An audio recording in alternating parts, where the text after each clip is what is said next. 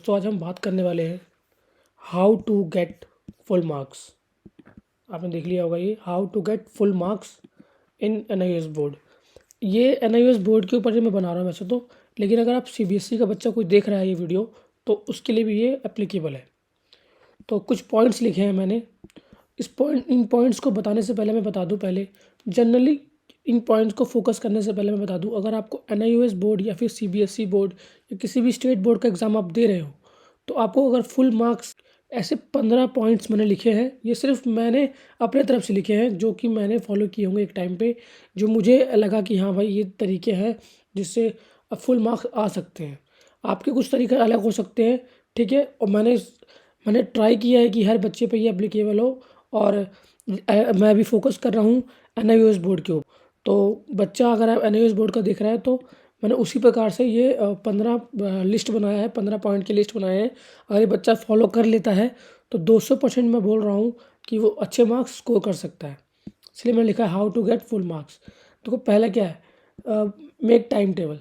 Time table बनाने का क्या मतलब है बच्चों? टाइम टेबल बनाने का मतलब है कि मान लो कि 6 सब्जेक्ट हैं आपके, मान लो कि 6 सब्जेक्ट हैं, ठीक है, 6 सब्जेक्ट हैं, ठीक है। तो 6 सब्जेक्ट है, तो 6 सब्जेक्ट को कैसे एग्ज़ाम में लिखना है, कैसे एग्ज़ाम में पढ़ना है। 6 सब्जेक्ट को पहले कौन सा पढ़ना है, बाद में कौन सा पढ़ना है, सिंपल कौन सा है, मुश्किल कौन जो टफ़ है उसको कम ज़्यादा टाइम देना है, सिंपल वाले को कम टाइम देना है, ठीक है। प्रैक्टिस ज़्यादा करनी है जो टफ़ सब्जेक्ट है। ये टाइम टेबल बनाना है, ठीक है। और टाइम टेबल ऐसा बनाना है जिसमें आप कंफर्टेबल हो। ऐसा टाइम टेबल नहीं बनाना है जिसको आप फॉलो ही ना कर पाओ। ऐसा कर लो आप, पहले 1 हफ्ते का टाइम टेबल बनाओ कि मैं 1 हफ्ता फॉलो करूँगा, और जब 1 हफ्ता फॉलो हो जाए फिर उसके बाद अगले 1 हफ्ते का, फिर 1 हफ्ते का, ऐसे करके आपको मोटिवेशन भी आएगा और अपने आप को कहते रहना है आपको कि मैं ये कर सकता हूँ, कि मैं ये कर सकता हूँ, मेरा अच्छा एग्ज़ाम आएगा, मैं अच्छा एग्ज़ाम जाएगा मेरा, मैं अच्छा स्कोर करूँगा। ये अपने आप को हमेशा अंदर से बोलते रहना है, ठीक है। सेकंड पॉइंट क्या है, देखो सेकंड पॉइंट बच्चों ये है, देखो solve previous year question paper. Solve previous year question paper. देखो कोई भी एग्जाम दे रहे हो आप, चाहे आप एनआईओएस बोर्ड का 10th का एग्जाम दे रहे हो, 12th का एग्जाम दे रहे हो, सीबीएसई का एग्जाम दे रहे हो, चाहे कोई भी कम्पिटेटिव जेई मेंस की तैयारी कर रहे हो, तो अगर आपने क्वेश्चन पेपर सॉल्व नहीं किया प्रीवियस, ठीक है, प्रीवियस क्वेश्चन पेपर सॉल्व नहीं किया तो आपको पता कैसे चलेगा कि हमारा जो पैटर्न है वो क्या है। क्वेश्चन पेपर सॉल्व करने का मतलब है कि आप तो पहले समझ जाएंगे कि क्वेश्चन क्या आता है, कैसा पैटर्न होता है। और दूसरा ये कि आपको पता रहेगा कि हाँ भाई इस प्रकार का पैटर्न है, तो मैं और आपका जो आप जो अगर सॉल्व किया होगा 3 4 5 पेपर सॉल्व किया होगा तो आपका टाइम मैनेजमेंट भी आप उसी प्रकार में सीख गए होंगे। तो इसलिए मैंने टाइम मैनेजमेंट मैंने इसमें लिखा ही नहीं है, ठीक है ना। तो टाइम मैनेजमेंट, आप क्वेश्चन पेपर सॉल्व करते हो तो आपको पता चलेगा सिलेबस में क्या क्या आता है, कौन से पॉइंट ज़्यादा इंपॉर्टेंट है, कौन से क्वेश्चन। तो 10th और 12th में क्या होता है, क्वेश्चन जो होते हैं रिपीट होते हैं, ठीक है। बस क्वेश्चन का लिखने का तरीका बदल देते हैं, कभी लिखा है एक्सप्लेन करो, ठीक है, या फिर कुछ और लिख दिया होगा, लेकिन टॉपिक वही होता है, ठीक है ना। नोट्स बनाओ, देखो नोट्स बनाना इंपॉर्टेंट है। तो या तो आप खुद नोट्स बना लो, अगर आप बना सकते हो तो जो आप पढ़ रहे हो नोट्स एक एक पॉइंट बुलेट पॉइंट्स में लिखते जाओ, अंडरलाइन करते जाओ, ठीक है ना। बोल्ड पॉइंट्स अंडरलाइन करके ऐसे ऐसे अंडरलाइन कर दो, ठीक है ना। अगर आप नोट्स बना कर नहीं कर सकते हो तो क्या करो, आप हमसे कांटेक्ट कर सकते हो। नंबर आपको दिख रहा है स्क्रीन के ऊपर, आप जाके कॉल करो, कांटेक्ट करो, व्हाट्सअप करो। आपको व्हाट्सअप पे आपको किसी वेबसाइट पे नहीं जाना है कि मैं बोलूँगा आप इस लिंक पे क्लिक करो फिर वहाँ डालो, नहीं ऐसा नहीं करना है। आप हमारे व्हाट्सअप पे आओ, ठीक है, हमारे टीचर से बात करो, हमारी टीम से बात करो। आपको डायरेक्टली व्हाट्सअप पे हमारा अगर आपको पीडीएफ चाहिए तो पीडीएफ तो हम डायरेक्टली सेंड कर देंगे, ठीक है। अगर आपको फिजिकल नोट्स चाहिए तो आपके एड्रेस, तो अगर आपको नोट्स चाहिए फिजिकल नोट्स मतलब कि हार्ड कॉपी चाहिए तो भी सेंड कर देंगे हम। अगर आपको पीडीएफ चाहिए तब भी हम आपको सेंड कर देंगे, ठीक है। तो नोट्स बनाना इंपॉर्टेंट है। तो नोट्स बनाने से क्या होता है, नोट्स बनाने से बच्चों पे होता क्या है, जब आप पूरा पढ़ लेते हो सिलेबस, तो जब आप रिवाइज कर रहे हो तो वो रिवाइज करने के अंदर जो मोस्ट इम्पॉर्टेंट जो होता है हमारा नोट्स होता है, क्योंकि रिवाइज करने में टाइम कम होता है हमारे पास। तो ज़्यादा से ज़्यादा सिलेबस कवर कर सके तो नोट्स ही हमारे लिए इंपॉर्टेंट है जिससे हम कवर कर सकते हैं। भाई स्टे मोटिवेटेड मैंने इसे लिखा है भाई।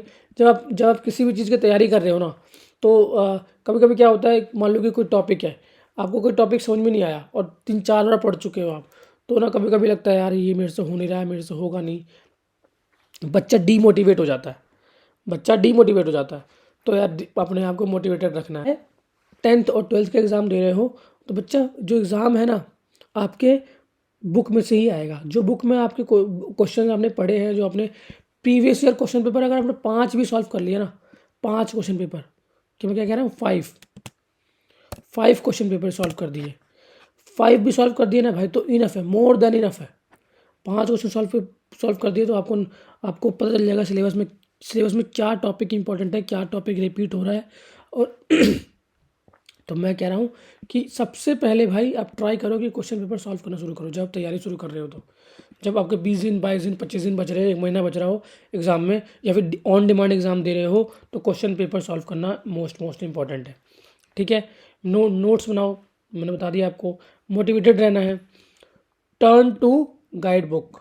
देखो यार, अगर मैथ्स कर रहे हो, साइंस कर रहे हो, सोशल साइंस कर रहे हो, साइकोलॉजी का कोई सब्जेक्ट है, या फिर कंप्यूटर का कोई सब्जेक्ट है, ठीक है ना, इन्वायरमेंटल साइंस है, या फिर कोई भी सब्जेक्ट है, तो क्या करो, अगर बुक से पढ़ना क्या है, बुक से अगर एनओएस की बुक से पढ़ रहे हो तो भाई आपके पास टाइम होना चाहिए, आप एक एक चैप्टर आराम से पढ़ रहे हो। लेकिन अगर गाइड बुक आपके पास फॉलो कर रहे हो, गाइड बुक को फॉलो कर रहे हो, तो वहाँ पर गाइड बुक में प्रॉपर तरीके से लिखा होता है। ठीक है, बुक से थोड़ा अच्छा सा गाइड किया होता है, तब तो उसका नाम गाइड बुक है। ठीक है ना, 6th क्लास में भी गाइड बुक हुआ करता था पहले, आपको याद होगा, 6th में, 7th में, 8th में गाइड बुक हुआ करता था। ठीक है, तो गाइड बुक फॉलो कर सकते हो। Pick NIOS book. आपको NIOS जो बुक प्रोवाइड करती है, देखो जब आप एडमिशन लेते हो ना, जब एडमिशन लेते हो तो 5 to 6 मंथ लग जाते हैं, 5 to 6 मंथ लग जाते हैं। ठीक है, बुक्स को आने में, डिलीवर होने में। तो भाई इतना टाइम लग जाएगा तो हम पढ़ेंगे कब? तो क्या करो आप, PDF मिल जाता है। PDF कहाँ से मिलता है? ठीक है, NIOS की वेबसाइट पे जाओ, देखो यहाँ पे ऐसे करके NIOS.AC.in, आई थिंक वेबसाइट यही है। तो इस वेबसाइट पे जाओ, गूगल पे लिखो, अपने आप आ जाएगा। या फिर क्या करो, NIOS बुक सर्च कर दो। NIOS बुक सर्च कर दोगे ना तो अपने आप गूगल पे आ जाएगा। ठीक है, तो ये कर सकते हैं आप। तो बुक्स, NIOS टेक्स्ट बुक को आप फॉलो कर सकते हो, क्योंकि यार वहाँ पे काफ़ी, मतलब अगर देखो जहाँ से हम पढ़ रहे हैं तो बुक्स तो मोस्ट इंपॉर्टेंट है। आपको पता होना चाहिए कि चैप्टर का नाम क्या है। सब्जेक्ट पढ़ रहे हो, मान लो साइंस पढ़ रहे हो, तो साइंस के अंदर क्या चैप्टर्स हैं, चैप्टर्स के अंदर टॉपिक्स क्या हैं। बेशक आप बुक से ना पढ़ो, लेकिन कम से कम टॉपिक्स का नाम तो पता हो। ट्यूटर मार्क असाइनमेंट, भाई ये देखो 20% मार्क्स, देखो 20%, 20% मार्क्स जो है ना भाई, ट्यूटर मार्क असाइनमेंट से मिल सकते हैं। 20% मार्क्स मतलब कि अगर हम ट्यूटर मार्क, और देखो ये फ्री के मार्क्स होते हैं, 100 में से 20 नंबर फ्री के हैं। ट्यूटर मार्क असाइनमेंट क्या होगा, मैं आपको असाइनमेंट सेंड कर दूँगा, आपको चाहिए आप व्हाट्सअप नंबर पर हाई लिखो, आपको चाहिए बोलो, सब्जेक्ट का नाम लिखो और लिख दो TMA चाहिए। ठीक है, आपको सेंड कर देंगे। आपको PDF चाहिए, PDF मिल जाएगा, हैंड रिटन चाहिए, हैंड रिटन मिल जाएगा, और आपको हार्ड कॉपी चाहिए तो आपको हार्ड कॉपी सेंड कर देंगे। ठीक है, और ये टोटल फ्री के मार्क्स हैं। किसके मार्क्स हैं? फ्री मार्क्स है। क्यों फ्री मार्क्स है भाई? क्योंकि यार आपको सिर्फ कॉपी करना है, अपने हाथ से हैंड रिटन लिखना है और सबमिट कर देना है। ठीक है ना, तो 20% मार्क्स फ्री है, 20% मार्क्स आर फ्री। ठीक है, 20%, ओह क्या लिख दिया मैंने, 20% मार्क्स फ्री है। ठीक है, 20% मार्क्स फ्री है। अब ये क्या है, attend personal contact programme PCP classes. अब देखो ये क्या है, आपको पता है कुछ 35 सब क्लासेस लगते हैं। मैं बोलूँगा आपको, देखो बच्चा, अगर आप अटेंड कर सकते हो, आपके पास टाइम है, तो ट्राई करो हर क्लास अटेंड करो, क्योंकि यहाँ पे क्या होता है, डाउट सेशन, आपके डाउट क्लियर होते हैं यहाँ पे। आपने जितना ही पढ़ा ना, आपके डाउट क्लियर होंगे। डाउट अगर आपने पढ़ा है तो डाउट तो आएंगे ही आएंगे, अगर नहीं पढ़ा है तो डाउट कहाँ से आएंगे? ठीक है, डाउट्स क्लियर हो जाते हैं यहाँ से। PCP अगर मैक्सिमम बच्चे नहीं ले पाते हैं क्लासेस, लेकिन 5 क्लासेस लेना इंपॉर्टेंट होता है। 5 क्लास लेना इंपॉर्टेंट होता है। ठीक है ना, ये वाले 5 क्लास, बाकी बच्चे नहीं लेते हैं, बात नहीं। Keep your answer paper neat. हाँ, जब आप आंसर लिख रहे हो एग्ज़ाम में, तो भाई आपके आंसर जो होगा ना वो नीट एंड क्लीन होना चाहिए। मतलब हर एक point bullet point black pen का इस्तेमाल करो, ब्लू पेन का इस्तेमाल करो, मतलब सुंदर दिखे। जब एग्जामिनर चेक करे तो वहाँ पर लगना चाहिए कि बेशक आपने गलत लिखा हो, थोड़ा बहुत एग्जैक्ट आंसर ना लिखा हो, प्रिसाइज आंसर ना लिखा हो, लेकिन जब एग्जामिनर चेक कर रहा हो तो उसका भाई खुश हो जाए चेक करने में, करते करते उसको पढ़ने में अच्छा लगे, उसको परेशानी ना हो पढ़ने में। तो मतलब क्वेश्चन जब आंसर लिखो तो नीट एंड क्लीन होना चाहिए। क्रिएट एटमोसफेयर टू, ये देखो जब आप पढ़ रहे हो तो भाई फोकस रहो, मोबाइल से दूर रहो, इंस्टाग्राम से दूर रहो, फेसबुक से दूर रहो, ठीक है ना। अपने आसपास का माहौल बनाओ कि भाई पढ़ सको। जब आप स्टडी टेबल पे बैठे हो या फिर जब भी जहाँ भी बैठते हो पढ़ने के लिए, भाई वहाँ पर डिस्टर्बेंस से दूर रहो कि डिस्टर्ब ना कर पाए कोई आपको, ठीक है। टाइम आउट, टाइम आउट का क्यों लिखा है मैंने, मान लो कि अगर आपने 1 घंटा पढ़ लिया तो भाई 10 मिनट अपने आप को आराम दो, माइंड को रिलैक्स करो। 10 मिनट आप गेम खेल सकते हो, लूडो खेल लो मोबाइल पे, रील चला लो, आजकल तो रील का ज़माना है तो रील चला सकते हो, ठीक है ना। तो ये है बी स्मार्ट विद लैंग्वेज। भाई लैंग्वेज में देखो, लैंग्वेज में स्कोर करना मुश्किल होता है क्योंकि हिंदी, इंग्लिश और संस्कृत 3 सब्जेक्ट मैक्सिमम बच्चों के पास 3 लैंग्वेजेस होते हैं, ठीक है ना। वो हिंदी ले लेता है, इंग्लिश तो होता ही है, और संस्कृत या फिर उसके पास कोई थर्ड लैंग्वेज कुछ और हो तो, ठीक है ना। तो लैंग्वेज के अंदर थोड़ा स्कोर करना आसान भी है और टफ भी है। अगर आपको इंग्लिश की स्टोरी पता है तो आप बना बना के लिख सकते हो, आपको तरीका आता हो तो कर सकते हो। हिंदी का भी यही सीन है, ठीक है ना।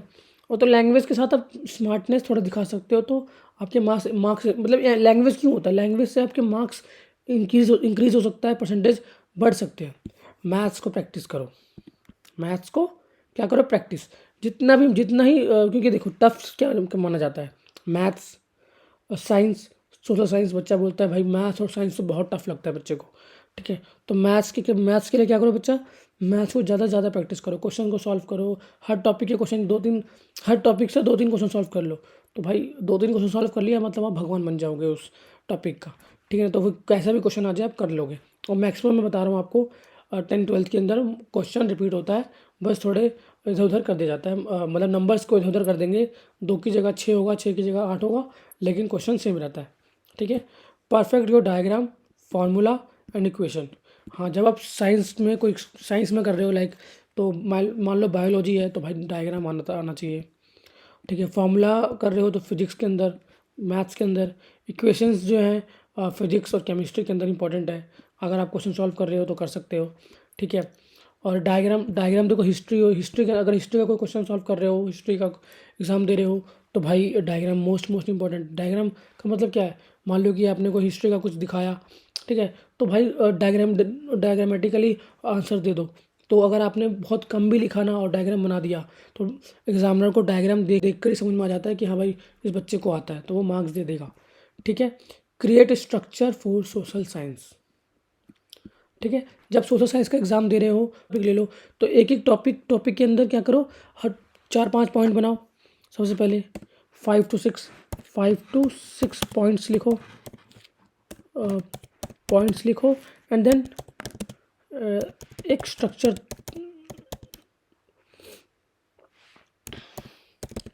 बनाओ। 5 to 6 बनाओ। स्ट्रक्चर मतलब क्या बनाना है, एक डायग्राम बनाकर तरीका दिखा दो कि पहले ये पॉइंट आता है, फिर ये पॉइंट आता है। फिर क्या करो, डायग्राम बनाने के बाद हर पॉइंट को एक्सप्लेन कर दो। जैसे मान लो कि अगर 6 नंबर का क्वेश्चन है, अगर आपने 1.5-2 पेज लिख दिया तो मार्क्स पूरे मिल सकते हैं, मतलब 6 में से 5 के लगभग 5.5 भी मिल सकता है। अगर आपकी हैंड राइटिंग अच्छी है, आपने सुंदर सुंदर बनाया है, pencil, black pen, blue pen का इस्तेमाल किया, तो फुल मार्क्स भी मिल सकते हैं, ठीक है। तो बच्चे ये कुछ पॉइंट्स थे जिससे आप फुल मार्क्स ले सकते हो एग्ज़ाम के अंदर। कुछ पॉइंट्स आपको ऐसे लगे होंगे कि अनवांटेड है, लेकिन बच्चों अगर ये पॉइंट अगर आपने फॉलो किया, ठीक है, तो मैं बता रहा हूँ आपको अच्छे मार्क्स लाना बहुत आसान है, ठीक है। आप इसका स्क्रीनशॉट ले लो, हाथ से लिख लो, ठीक है। मैं बोलूँगा स्क्रीनशॉट ले लो और फॉलो ज़रूर करना। बाकी यार वीडियो में इतना ही था। वीडियो में कुछ भी अच्छा लगा हो वीडियो को लाइक करना, चैनल को सब्सक्राइब करना।